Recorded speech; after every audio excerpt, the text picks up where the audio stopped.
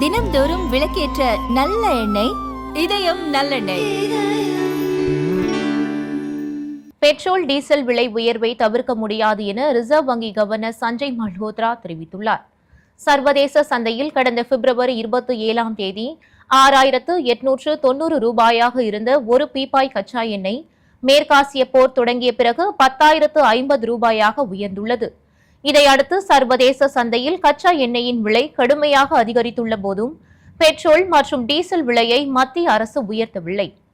இதனால் பொதுத்துறை எண்ணெய் நிறுவனங்களுக்கு 1 லிட்டர் பெட்ரோல் 14 ரூபாயும் 1 லிட்டர் டீசல் 42 ரூபாயும் 1 லிட்டர் எல்பிஜியில் 674 ரூபாயும் நஷ்டமாவதாக தகவல் வெளியாகியுள்ளது.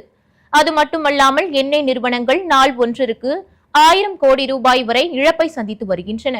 நடப்பு காலாண்டில் மட்டும் எரிபொருள் விலையை ஏற்றாததால் எண்ணெய் நிறுவனங்களுக்கு சுமார் 1 லட்சம் கோடி ரூபாய் அளவிற்கு நஷ்டம் ஏற்பட்டுள்ளதாக தகவல் வெளியாகியுள்ளது. இந்நிலையில் சுவிட்சர்லாந்தில் உள்ள சுவிஸ் தேசிய வங்கி மற்றும் சர்வதேச நாணய நிதியம் இணைந்து நடத்திய மாநாட்டில் பேசிய சஞ்சய் மல்ஹோத்ரா, மேற்காசிய நெருக்கடி தொடர்ந்து நீடித்தால் பெட்ரோல் மற்றும் டீசல் விலை உயர்வை இந்தியா தவிர்க்க முடியாது. அதிகரித்து வரும் கச்சா எண்ணெய் விலையானது பணவீக்கம், எரிபொருள் இறக்குமதி மற்றும் பொருளாதாரம் ஆகியவற்றின் மீது தொடர்ந்து அழுத்தத்தை ஏற்படுத்தி வருகிறது. இப்போதைய உலகளாவிய எரிசக்தி நெருக்கடி மேலும் மோசமடைந்தால் சில்லறை எரிபொருள் விலையை காலவரையின்றி மாற்றாமல் வைத்திருக்க முடியாது. மோதல் தொடர்ந்து வருவதால் கலால் வரியை மத்திய அரசு ஏற்கனவே குறைத்துள்ளது.